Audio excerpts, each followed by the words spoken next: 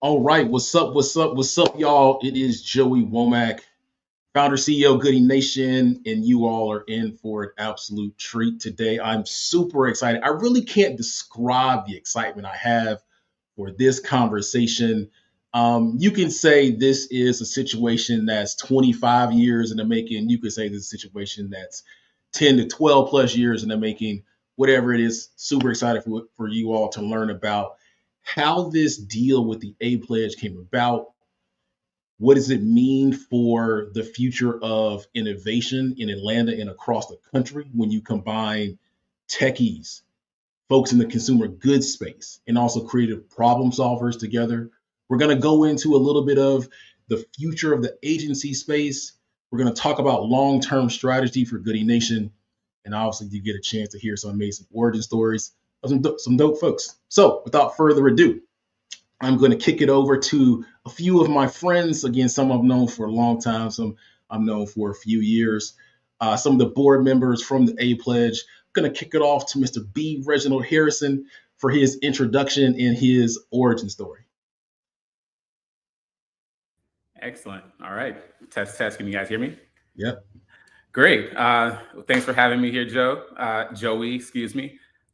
Origin story, man, there's a lot to be said there. Effectively, I'm much like a lot of people out there, just a creative looking to make some impact. I was an engineering student at Florida A&M University, and had to still find my way into creative.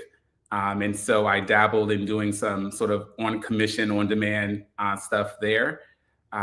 Even prior to coming to FAM, I wanted to be a photographer, but my mother told me that's cute, but you need to make some money. And so that's how I got into engineering, but ultimately found my way into creative, and just client by client, started building up my skill set, including meeting Mr. Womack.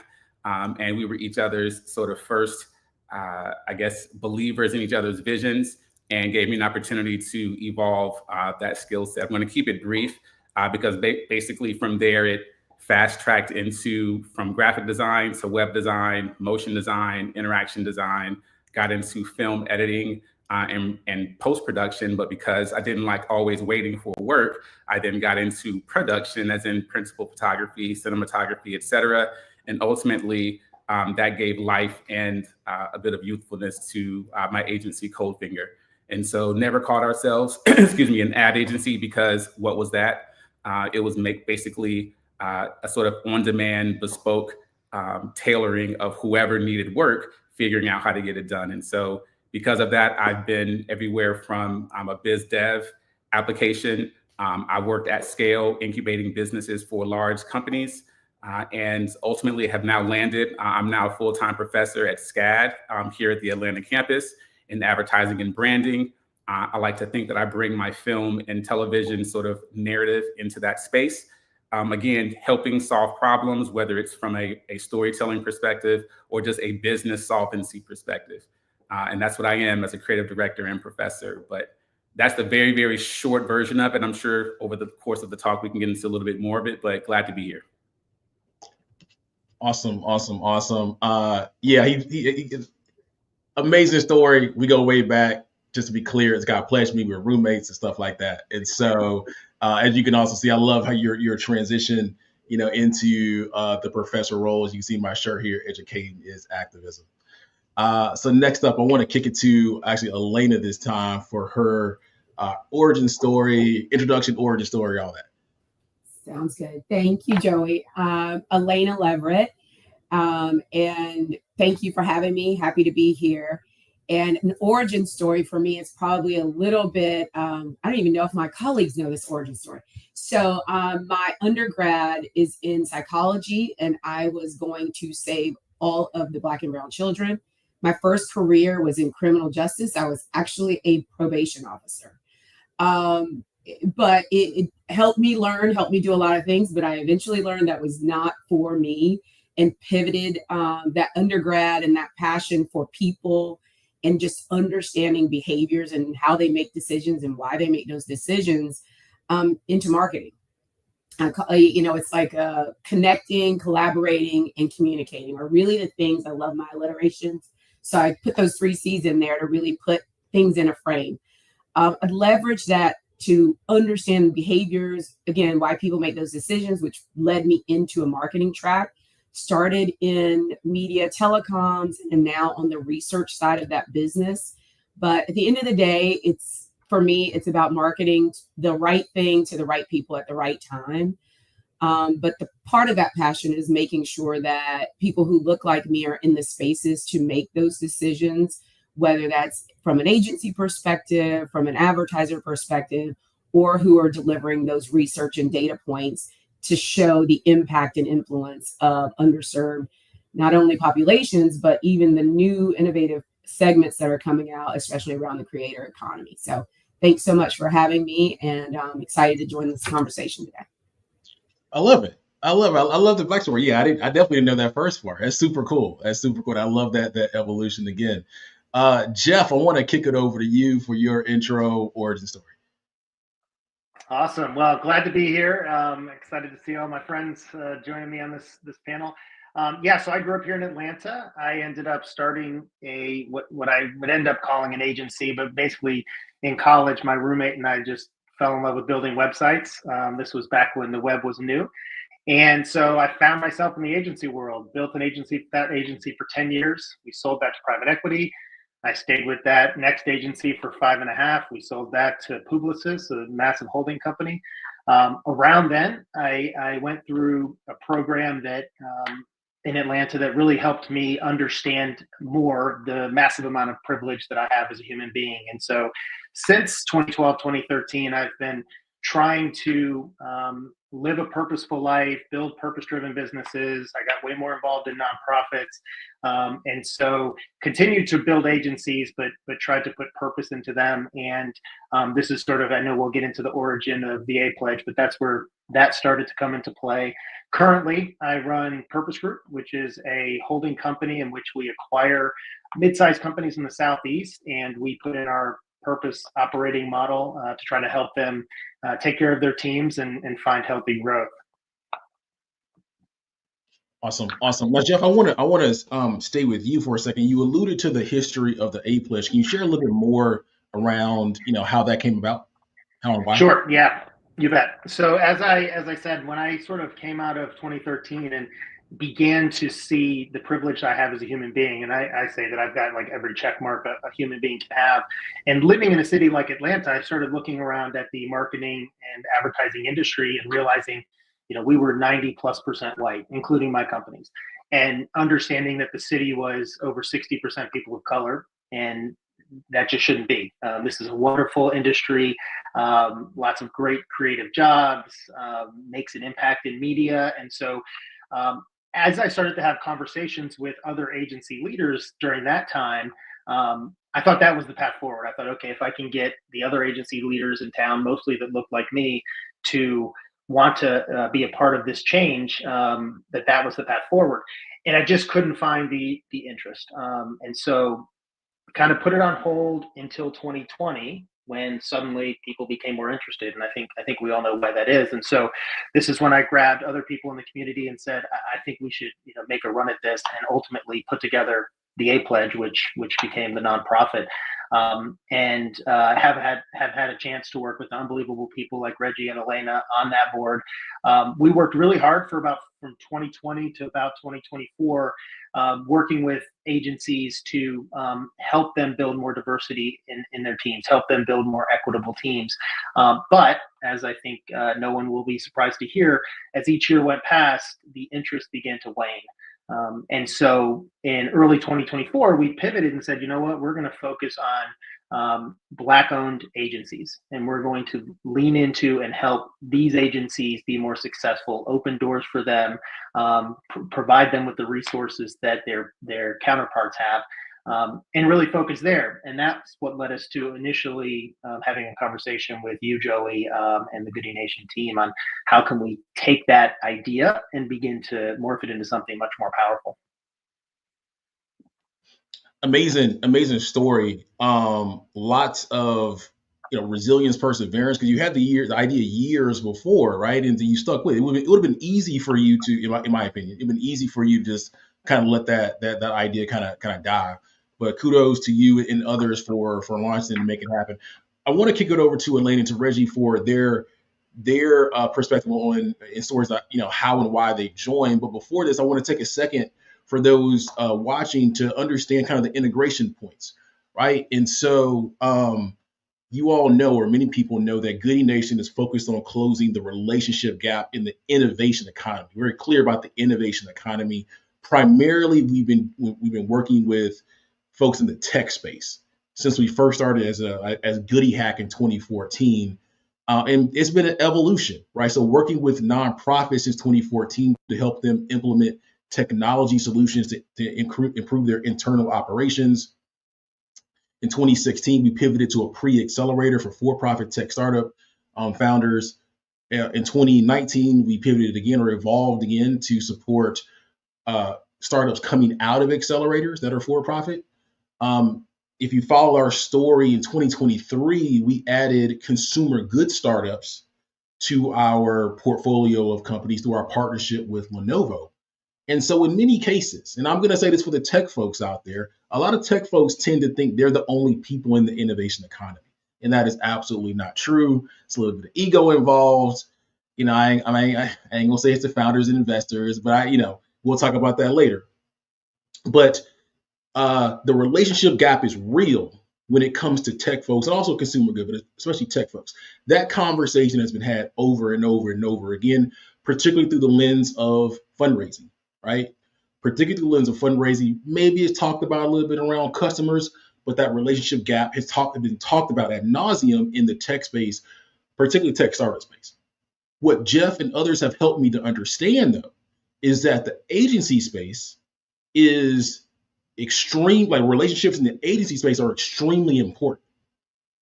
I think many people will also say this may be a surprise to the tech startup founders who, again, are going to say they experience a lot of issues with relationships to investors, and that is absolutely true. But the relationship gap for agency folks is even bigger than in the tech space. And this is what really excited me around this opportunity around the A Pledge. Right? This is what drew me to, and I've been familiar with it. I heard about it over the years. I've personally done some work for agencies in the past. And so I was super excited. I'm going to go in later and talk about what I see as the potential for bringing folks together. But I just want to kind of do a quick station break, so to speak, and kind of share like some of the integration points. So Elena, I want to kick it over to you. Like, how did you first hear about the A Pledge? Why did you ultimately decide to join the board and stuff? So I heard about the A Pledge through a friend and colleague, a friend I've known for longer than I will share on this call today. I like that. But when I heard about the mission and the vision of the A Pledge, I had to do it. This was not a choice. It wasn't even a second thought or an option for me. But I make the time and the space for this type of work because I understand the impact of it. The A Pledge, getting agencies into spaces where they would not traditionally be or have the opportunity to be, or to just educate them, agencies, on how to create how to price out their work, how to put a value on that and not back down, and understand the ecosystem of other agencies, what they're charging, bandwidth, everything that was involved in that. I just felt passionately about. But then secondarily, because of where I work, my primary job, because we all have many jobs, but my primary job right now is with Nielsen. And Nielsen is a 100-year-old company. Many people have heard about it, but traditionally was just in television. But now they're able to measure advertising, brand lift, all of these other different things. So I wanted to be able to bring those data points and infuse that into the conversation. Also data points around Black and brown audiences and how to reach them and how to engage them. So really being able to leverage my professional strengths and accessibility to data into a passion of mine was just the perfect opportunity. I love it. I love it. I love it. And Reggie, I want to kick it over to you. Same question. How did you hear about the A Pledge? Why did you decide to join? All the things. Sure. So ironically, I heard about A Pledge through Elena. So I was one of the, I guess more the latter adds to the board, but Elena approached me. She and I had overlapped sort of work histories. And she had insight into, I think, about how I approach work and maybe a little bit about my passion. And so she approached me and said, hey, I think there's a unique opportunity for you to extend the things that I see you doing and attempting to do with my own business and this new role that I was in as a professor. She said, I think there's an opportunity for you to extend that reach. And so I, entertained the conversation, and then I went through a process. I explored, I researched, and I was absolutely dumbfounded that, man, I'm not the only one who really is passionate about this concept of matchmaking. I felt everyone on the board, and if you look at the board, everyone had such notable and extensive expertises and histories, and a little bit of that was trauma, right? Because there's a name brand, almost imposter syndrome a lot of us have, and we see people attached to larger name things, and you feel like, man, why am I in the room? But I did identify that there was one space that I believe I could provide value, and that was matchmaking. Some of the pain of the industry is they had this excuse, and again, this is directly in line with the mission. There was this excuse of agencies saying, well, I would hire diverse talent, I just don't know where they are, or they don't exist. And, oh man, coulda, woulda, shoulda. And I felt like I would be able to sort of put my foot on their neck and say, I look at the talent every day in class. I'm just waiting to find ways to place them. And so, hit me with another excuse. Oh, well, they don't have certain skill sets. Again, I could call whatever, because I'd be able to say whatever skill it is that you believe they lack, I can implement that into my curriculum tomorrow. And then many times did. And so give me another excuse. And so there was this pressure that I believe I could add to our entire mission at TAP. And so had an opportunity. Somehow they agreed to let me come in, and was able to hit the ground running, but was very, very impressed with the mission and just the peers that were on the board with me. And I just believe, to Jeff's point, that we were going to hit the ground running with so many different opportunities to make an impact. And that was what we endeavored to do. I love it. I love it. So for those watching, I think if you're familiar with startup support, particularly in the tech space, you can start to see a lot of the parallels between the tech startup space and the agency space. So I want to spend a little bit of time talking about the Tap Forward program, kind of, what you learned last year, but also how we're thinking about it currently. Then I want to shift into perhaps what does this mean for Atlanta? And then we're going to start to zoom in or zoom out to what does it mean perhaps for the rest of the country. So I want to give you all kind of like everybody watching, like a quick flow of things. And so, Elena, Elena kind of touched on a few points, pricing and so on and so forth. Jeff, I want to kick it to you. Any kind of key learnings from the first cohort of Tap Forward? Yeah, I think, some of this was surprise and some of it wasn't. But, as we started working with the cohort of, I think we started with 8 agency leaders, we realized that, without them having peers in the industry that had been successful running agencies, because they just simply weren't in those rooms, didn't have those relationships, they weren't aware of what a pitch looked like to a large corporation, especially. But they weren't really aware of what terms in their contracts they should be fighting for and making sure that protected them. Oftentimes, they because again they had that relationship gap.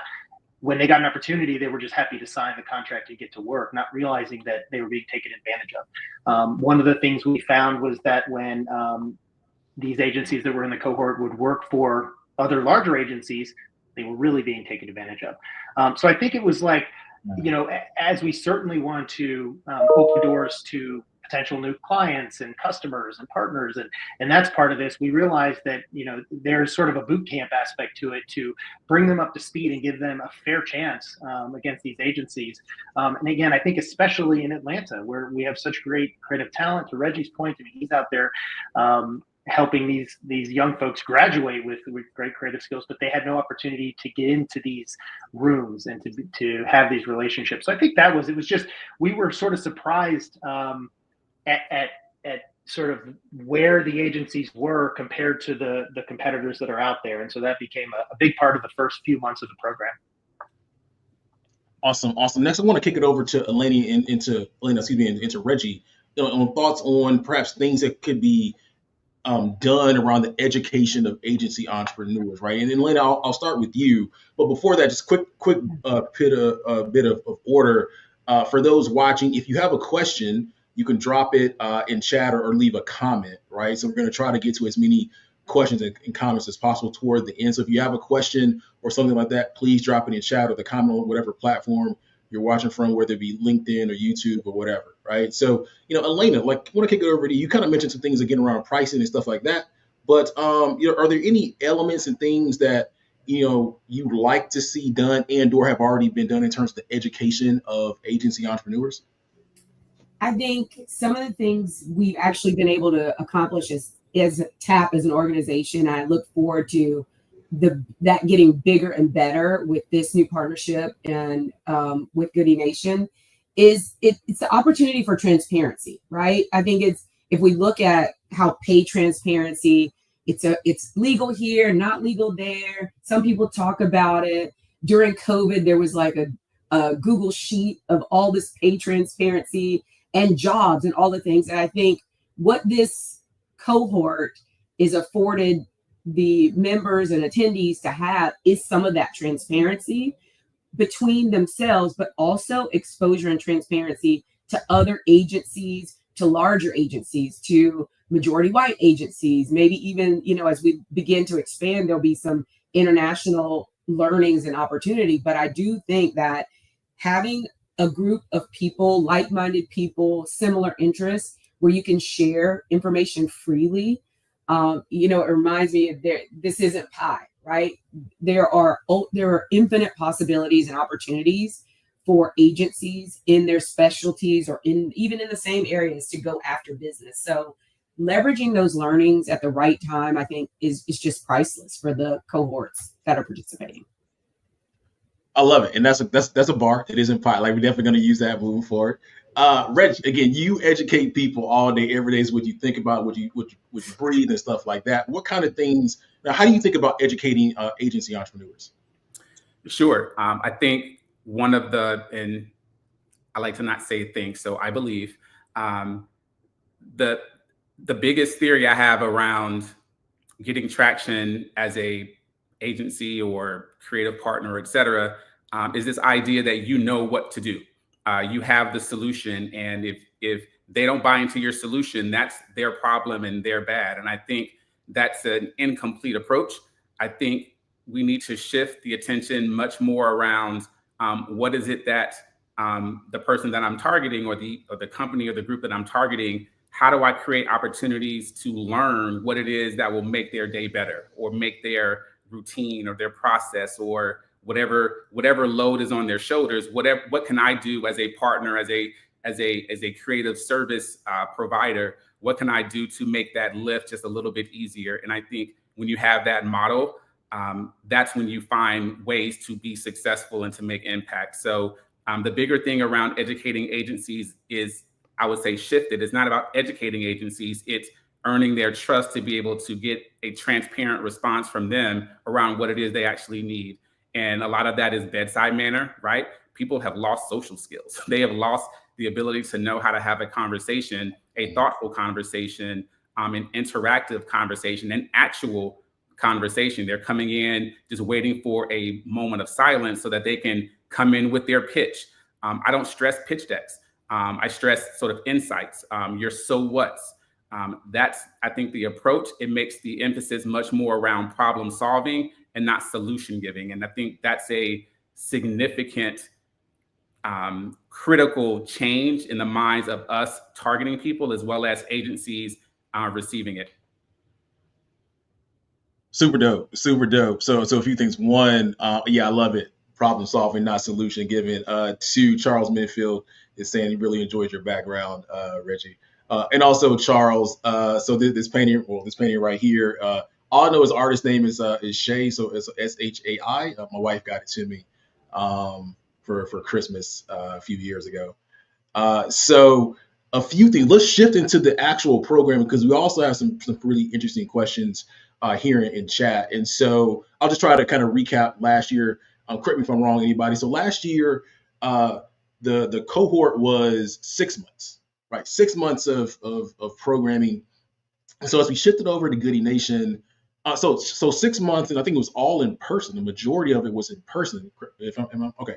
So here's the thing: Goodie Nation, we are remote first. We have entrepreneurs across the U.S., Canada, and 18 other countries, right? So we're a remote first program, and we also most of our programs, though some are time bound, 3 months, 6 months, or whatever. Most of our programming is on a rolling basis.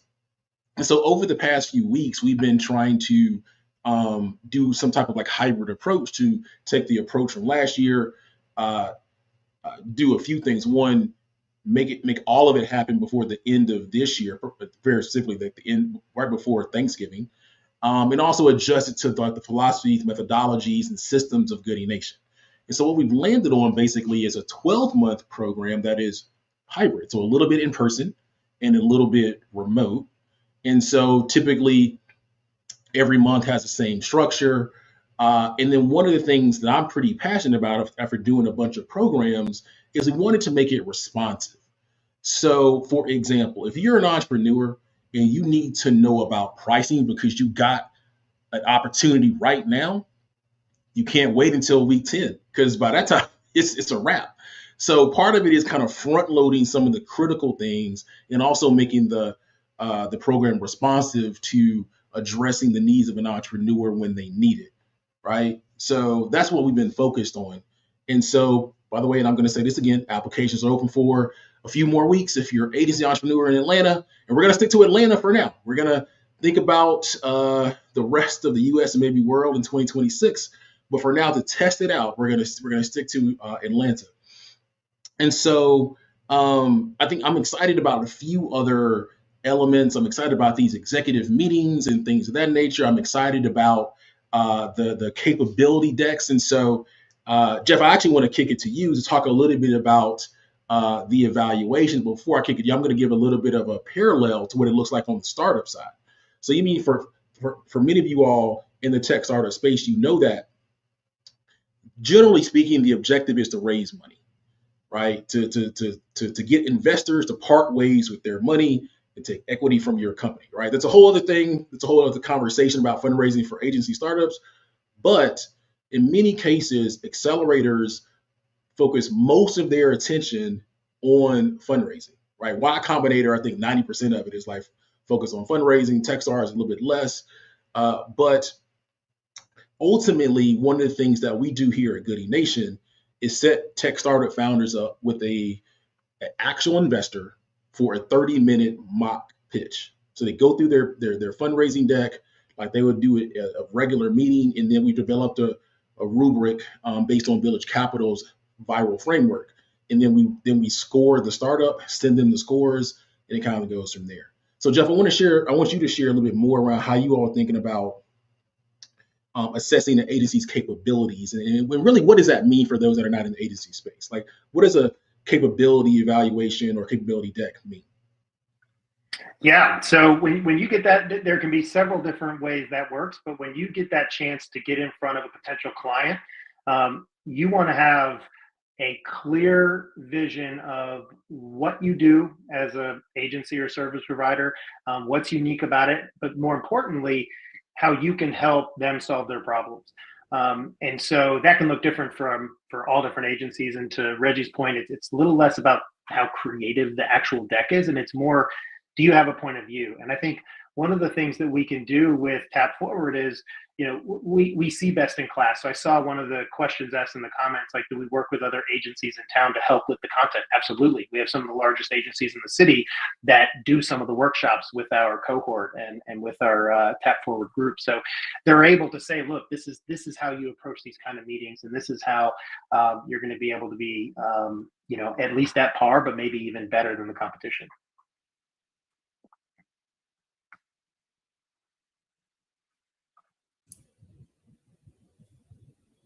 You're on mute, Joey. There you go. Because I had a bar. No, I did. I was just kind of setting up the next question around kind of getting to like the next type of agencies that we're looking for this cohort. And actually, I'm going to kick it to everybody because I think all of us could have some different opinions, which is the beauty, one, of diversity, right? Diversity of thought, but also in terms of like bringing together people from different parts of the innovation economy. And so this will somewhat go into Francis' question and also Kristen's as well. And so, Elena, I'd like to kick it to you. Like, what type of agencies would you like to see supported? And this could be from size of agency, it could be industry, specialization, all those type of things. Oh gosh, I think all of them. So that's the easy answer. But I think what the intentionality, I saw that in the chat. I don't even know which one of us said it, but I think the intention of the agency work or the work that you do, what I would like to see more is people who just own it. From a marketing and advertising perspective, we know what a fail looks like. We know what an ad campaign has completely missed the mark, and we know why. There was nobody in the room. Well, a couple of reasons could be. One, there wasn't a person in the room, or two, there was someone, but they were not empowered to speak up and have their voice heard. So what I would like to see are agencies who are passionate about getting that message across to the right audience at the right time. But and even if your specialty is underserved communities or underserved citizen quantities, however we qualify that now, is just making sure that you have the data to back it up. We're talking about the purchasing power of the Asian American, Native Hawaiian, Pacific Islander population of the US. Their purchasing power is in the trillions, and they purchase top in travel and in this thing. So if your business is a Visa card, that's who you're segmented to. So we may be targeting underserved communities, but the money is always going to be green. So the business of diversity is what I want to see our agencies really driving that initiative, is that it's the business of diversity. It's not just a nice to do or nice to have, but be intentional and really be okay to own that space. It would be my wish list of things. I love it. What about you, Reggie?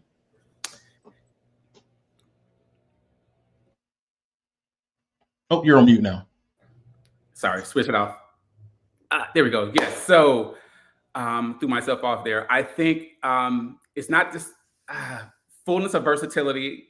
I don't want one-trick ponies, and I don't think we need to think of ourselves as one-trick ponies. And unfortunately, what happens is that when we emphasize that we have a niche or an expertise, we think that's the only thing that makes us valuable. And you end up pigeonholing yourself potentially for opportunities. Let me zero back this concept of diversity, and I'm not going to, trust me, we don't have enough time here or enough chapters to go into my soapbox about the concept of diversity. But all diversity is, in my opinion, is this concept of I own a niche. How many niches can you collect? So when you go in as an agency or freelance or whomever, and you highlight that you understand this kind of an audience, okay, great. And if the person you're speaking to doesn't have an issue with needing access to that audience, is that your only way in? And as humans, right, because none of us are monoliths, I don't think we're self-aware enough to recognize just how many other intersections we could play into. And what I want to have agencies or independents or whomever is applying for the program is to become more self-aware of the other intersections that you have an opportunity to take advantage of as it relates to giving value to whoever you're going after. That makes sense? So if you're speaking to someone and you're telling them about your low price and but you're speaking to somebody where price is not an issue, then you're not really distinguishing yourself or providing them with a value. Give them something that they actually need. And I think we haven't been able and been pushed enough to recognize the different intersections you have and the different abilities your agency or your service has to be able to provide value. I don't think we've leaned in enough to be able to articulate that. This goes right back to Jeff's point, your capability deck. I don't care about having a pitch deck, but the capability deck is more because it forces you to know your story. And if you know different ways to tell your story, that's when you'll have success with people laughing. I'm using my metaphor of telling the story, but that's when you have people being able to respond because you know how to land your story with this audience. Really quick example. I take students through this exercise in my copywriting class where I say, all right, guys, what did you guys do this weekend, right? And I always use the idea of a house party. If you go to a house party, that is the truth. Everything that happened that evening and into the morning is the truth. But if your mom asks you or your parents ask you about what happened at the house party, it's going to be slightly different details you pull out than if your close friends ask you about that house party, or if friends that you didn't invite to go with you ask you about that house party. Everything is going to happen. The truth doesn't change, but you have to understand who your audience is to know, hey, my parents, they may want to know about that I was safe and that I was completely above board and woo woo whatever. My friends want to hear about the details of the joke or do whatever. And the idea is you have to do the exact same thing when it comes to identifying clients or targets or partners that you want to work with. It's tapping. If you don't know your story, if you don't know what your actual capabilities or what those things are that resonates with them, and all you're doing is shuffling the same generic brushstroke capabilities deck, don't blame us or don't blame anyone else other than yourself for not landing because you haven't tailored it to whomever is listening for it. So I'm looking for people that are willing to be self-aware and are ready to put some work in before the glorious above ground stuff. Put that work in to actually figure out what your story is. I love it.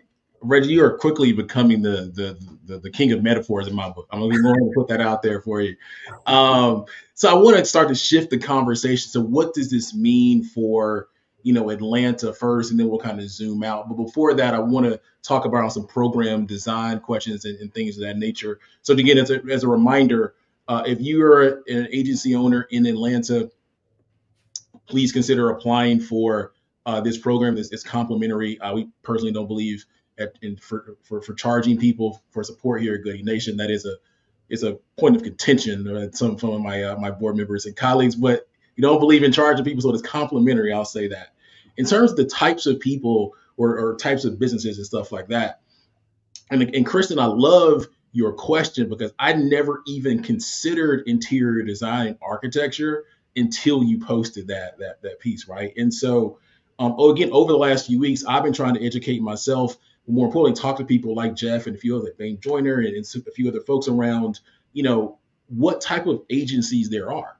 And so initially, Jeff, I think you said you're looking at marketing, advertising, digital, SEO, and stuff like that. And one of my first things was going back to my, kind of startup roots and customer discovery, customer development is let's leave it open for interpretation. Whoever applies, right? No matter the type of agency or specialization they have. And so one interesting learning, and this is for the tech startup folks, we started to learn that there were some tech startups that were transitioning to an agency model. And so because a lot of tech startups, particularly diverse ones that have raised money since 2020, they could not raise their next round because of market conditions. They were faced with choices of mainly shutting down, or they could just continue to kind of tread water, and maybe they can raise, hopefully the market turns around in 2026, 2027. Or they could have a different approach, right? They could continue to do their software thing, but also add some professional services. And we learned that a founder in Goodie Nation had $1 million contract for helping brands to acquire customers, right? Never even considered that opportunity. I don't think you even considered it. I could be wrong. Jeff's super smart. But I personally didn't consider it. And so again, I think there's an opportunity. We talk about bringing together these various communities and in parts of the innovation economy. I think there's a whole other opportunity around helping tech startup founders evolve into agencies using some of their unique skill sets and access and things of that nature. And so, Kristen, to answer your question, yes, we will consider interior design and architecture agencies. Francis, to your question, I think there's a huge opportunity around converting freelancers into boutique agency entrepreneurs, right? It's a whole other, that could be a whole other program, by the way, or set of kind of services or program components. But I think all this is on the table because our primary objective for this cohort is to help these agency entrepreneurs. The secondary objective for us internally at Goodie Nation is to learn, right? And also I'll give this caveat. Now I'm going to definitely go on to the next question. For entrepreneurs watching out here, also Reggie may smirk at this a little bit as an educator. for entrepreneurs watching, and also for people that run programs, I think they understand there's a little bit of tension, because typically the entrepreneurs are going to want access to people that can give them money, right? Whether you're a tech startup founder, consumer good founder, agency founder, the educators, the people that run the program want to make sure they have the fundamentals, or they're up to the standard before they give them the access. So that's that tension, right? And that's one thing we got to kind of figure out, particularly, in this space. Okay, so let's talk about the future, right? Let's focus on Atlanta. Goodie Nation's based in Atlanta. That's why we're focusing here. But again, we have a presence across the country and across the U.S. and Canada and stuff like that. But let's talk about what this means for Atlanta. What is the opportunity? Because in Reggie, I'll start with you. We'll go to Elena, then we'll go to Jeff. Sure. Every first week of the month, our theme is Imagine That.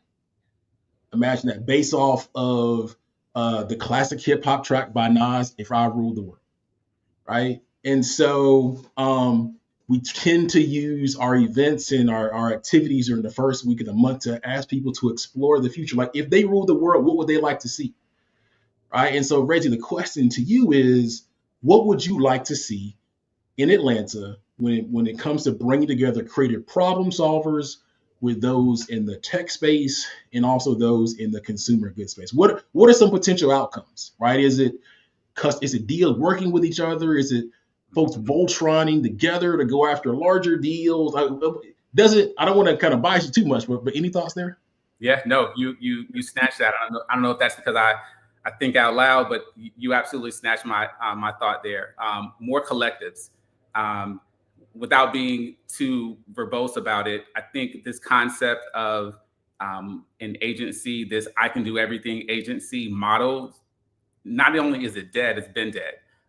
And what you're finding are that opportunities are being created by people who have gotten on board with that newer concept versus others that have the residue of still trying to hold on, and you can kind of come in and take advantage of it. I would love to see more collectives and people unifying around what their hyper niche expertises are and being willing to collaborate. It is not a bad word. There's plenty of money to be done, because no one is going to ever be without problems that need solving for. So I think creating an environment, creating an ecosystem where there's trust, there's some level of co-championship available, and people are enthusiastically doing it. I would love for that to happen so that more of this work can be in the right hands to be done. I love it. Elena, what about you? Gosh, I think it's a combination of, channeling the outcasts, saying, or Andre 3000 saying, the South has something to say. I think being geographically, this hub of Atlanta has so much history, something to say. I think there's so many people here. I would love to see Atlanta evolve and become this hub of great creative work. I mean, New York and LA don't have to own everything all the time. I think Atlanta could be that same kind of mecca. I think the other part that I would like to see, it's the +1 to you and Reggie on the collective. I like Voltroning. I might just have to use that. That's my bar for the day. Is I would love to see a collective of people who have that trust and that connective tissue for success, for collaborative, connected success. And I think that would be amazing. Awesome. And then you, Jeff, what would you like to see? Yeah, I'm going to go back to the original goal of the A Pledge, which was to match the diversity of our marketing and advertising agencies to that of our city. It's pretty clear, and there's a massive gap there. So if we can continue moving toward bridging that gap, I'll be thrilled. I love it. So, for me, it's kind of a combination of all the things, right? I do envision a world where you have creatives, you have tech startup founders, working out of the same places together and stuff. So I imagine more people taking advantage of, the gathering spots in the various places around the city. And And yeah, and Lena, I love what you're saying around the South. Got something to say. That's actually one of the earlier things we had for our Atlanta State of the Atlanta Black Tech Ecosystem Summit back in 2017. And so it's going to take a lot of intention, right? I think before we kind of go on, as we have like about 15 minutes left, I think combining these communities together does make Atlanta, to your point, much more competitive on a global scale. And even if we want to put some like a timestamp by it, I want to see a lot of effort and progress being made before World Cup comes here. And so we got less than 12 months to make some stuff shake. So I can also kind of quickly allude to some of like what this means for the future. And the tech folks here would not let me exit. They would have my head if I didn't ask around the impact of AI in the creative space and in the agency world. But I'm going to come back to that in a second. So we talked about the potential impact in Atlanta, but let's talk about it as it relates to the rest of the country, at least the U.S. Right? Because again, we have clusters of cities, and this goes a little bit into my strategy. We already had clusters of people in the Goodie Nation community in New York. For the last 3 years, we've done events during New York Tech Week. We have thousands of people that sign up. We have clusters of folks in the Goodie Nation network in LA, including a few team members. We have clusters of folks in Chicago. And so I think many would say these are the top 3 cities for the agency world as well.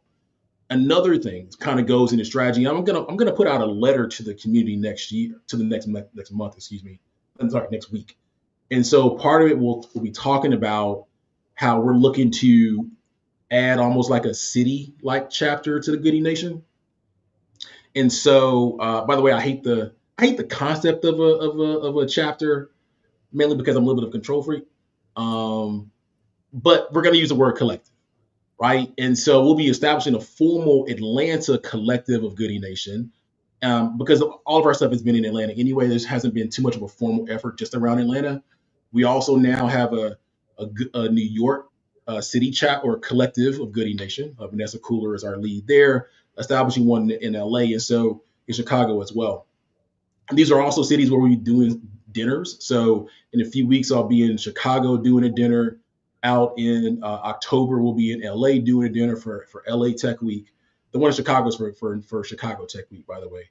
And so I foresee a world where we can build up collectives in New York City, in LA, and Chicago of techies, consumer good folks, and folks in the agency world, right? And then we can start to mash up some of these city collectives together, and then take opportunities in Atlanta, drop them into New York, take folks in New York, drop them into Atlanta, LA, Chicago, so on and so forth. I think it can create a lot of really interesting opportunities. I'm not going to sit here and say I know how it's going to play out. I just think it's going to do some really interesting things, right? And so, New York, we're coming next for you, and you start to see a little bit of motion in the coming months as well. So let's talk about the future of the agency space relative to AI. And actually, Jeff, I'm going to come to you. We got about 7 minutes left before we kind of conclude. But again, the tech folks would not let me kind of leave without asking the question around the impact of AI and also the future of the agency space, considering what's going on. So Jeff, I want to kick it over to you. Yeah, I'll be quick on this. Obviously, AI is going to change everything. However, in this industry, there was a point in time where television changed everything. There was a point in time where digital, the internet, changed everything. And at that time, I was in the industry, and we all thought the advertising agencies were dead. Lo and behold, they figured out digital. So I think where some might be, scared that the industry is going to be taken over by AI, I still think creative thought and human intuition is going to play a part. And what we will do is use AI to be more efficient, to do more incredible things. But I think we'll just embrace it. I don't think it's going to disrupt us if we're staying on top of it. And so one of the things I love about the programs we've been talking about, Joey, for Tap Forward is how do we bring the latest and greatest in AI in the marketing creative services world to our community? And maybe that can be an actual advantage over the other agencies in Atlanta. So I'm really excited about us embracing that technology. Awesome. And Lenny, you sit on a different side. Tell me, what is your take on the future of things, and also how AI may affect or not? For sure. I think in my everyday work, it's, to Jeff's point, it's operational efficiency, right? Like, it is, how do I write more copy faster, or tweak and edit copy faster, or from an image creation, I'm not quite sold yet. There is some work to do. But what the first part I would say is that someone still has to feed the beast. So there has to be human capital involved in this evolution of AI. So I think there's a critical piece for creatives, for agencies and entrepreneurs to play in how we feed the beast, because the intelligence is gathering. It needs more. So that's what I would say. From the ecosystem at large, from an advertising agency research perspective, we see the impact of AI. I think content creation is really where it's becoming more of a legal issue around content, around likeness, imaging, and even voice. We saw lawsuits happen already around that. So I think I don't think it's slowing down. I think, again, what everybody's saying, we need to learn how to make it work for us. I think the other component that sometimes gets less exposure is the true ecosystem, the environmental impact of AI, and the amount of energy it takes. So I think it is definitely multifaceted and things we need to keep an eye on. I love it. Reggie, what about you? How do you? I got a sense about what you're gonna say, but what your thoughts on the future of things? Yeah, a lot to say, but if we think of AI as an accelerant, if we think of them as a volume iteration tool, then everybody will be able to just settle down. There are so many things that, as let's say you're a developer, I'm sure there are tools that help you, that have in the last couple of years help you develop more quickly, help you get to code more cleanly. There are people, those that specialize in finance. I'm sure there are different tools out there that help them do their job. The point I'm saying here is that some of those general things still need to be done, and you still need masters to lead those teams and those tools to get it done. I made a career out of living in between creative and the people doing grunt work, respectfully, and suits, again, respectfully, maybe those that only know how to apply it. Because as translators, that's our responsibility. I look at AI as a way to better translate and to quickly get the content and the executions we need out of it. So figuring out better ways to weaponize it and activate it for the needs of who we're doing it for, that's really the only solve that we have. The same way, as to Jeff's point, the same way that digital allowed us to do that more quickly. I use the example often around my mother being an author, right? Going from typewriter to word processing, right? Just made her a more efficient writer. It didn't change. It didn't all of a sudden, eliminate the need for editors, because you can just delete yourself. And so I think it's similar. It might be a little bit different scale and a much more rapid deployment, but fundamentally it's the same. So I'm not nervous about it at all. What I am looking forward to is continuing to train up and identify those who are strong in how to specialize in leveraging that tool. I'll stop for now. Nice. Okay, so we have a few minutes left. I don't know, I do want to talk about next steps, but before we do this, I want to get the 30-second final words from each of the folks from the A Pledge board here, including maybe ways that people may be able to get in contact, if it's LinkedIn or whatever. So Jeff, I want to get at you, what's your final word? Yep. Anyone can reach me on LinkedIn. That's the best way. I would just say, you guys have asked great questions in the comments already. And, Joey has helped us evolve the thinking of Tap Forward. Just this conversation has helped evolve. So ask the questions, ask if interior design can be included. We want to evolve this to what it needs to be. So I just appreciate the creativity and keep bringing it.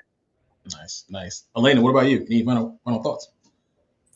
Final one is just thanks for the opportunity. I'm excited for the evolution of the A Pledge and Tap Forward.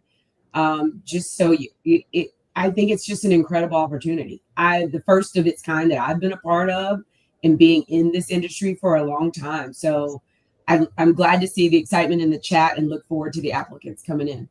There it is. And then Reggie. Yes, absolutely excited about collaboration, excited about cross-pollination, right? People seeing what other people are doing in different sides of the world and different ways to apply their different skill sets. So I'm looking forward to humility and people being excited around what they get to learn and then the impact that they get to make. So thanks. Awesome. Okay, and so next steps, right? So for the next month or so, we have applications open for this inaugural, at least with Goodie Nation, or the second cohort of Tap Forward. And so you can learn more about the program on the Goodie Nation site listed here.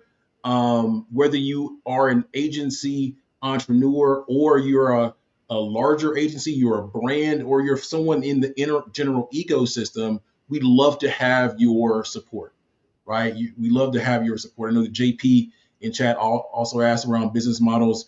At Goodie Nation, we are funded by sponsors, donors, and also foundational grants. And so we'd love as much support as possible, ideally financial. We're also looking at, in-kind donations as well, or contributions as well. And so, yeah, if you're an agency entrepreneur, you're a freelancer, my thing is go ahead and apply. There's no harm in applying. I think there's some really interesting questions on there as well that will help you, kind of think and stuff like that. Maybe it takes 10 to 15 or so minutes. And again, if you want to partner with us or contribute in some way, you can also go to the Goodie Nation site, undertake action. There's a partnership form, fill that out, and we'll get you on an email and also potentially a call as well. So I'm super excited for the next few months. Really excited about what it means, all the things we're going to learn. And I'll kind of leave you all with two things we say here at Goodie Nation. One is stay magnetic, right? So keep the energy, keep the culture going around people wanting to be intentional. We heard that word earlier around supporting each other. It creates this interesting vibe, right? We can't explain it, but it makes Goodie Nation. And the final thing from the work side of things is outwork yesterday, y'all. So looking forward to seeing applications come in. Looking forward to involving more folks in the innovation economy here in Atlanta and also outside of Atlanta. Thank you all for watching. And again, reach out if you have any questions or anything like that. I'm Joey Womack, founder, CEO of Goodie Nation. Peace out, y'all.